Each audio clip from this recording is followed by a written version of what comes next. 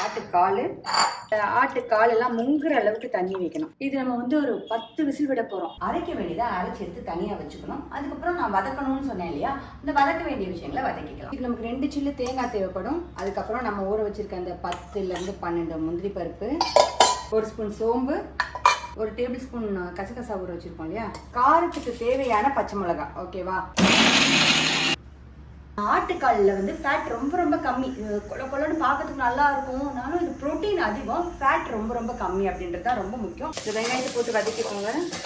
நம்ம எடுத்து வச்சிருக்க 2 பச்சை மிளகாயை சேர்த்துக்கோங்க. இந்த 1 கைப்பிடி புதினாவை போட்டு அதையும் வதக்கணும். ஏன்னா நம்ம வேக வச்சு இதே எடுத்து இப்போ கொட்டி மறுபடியும் ஒரு 2 விசில் விடுவோம்.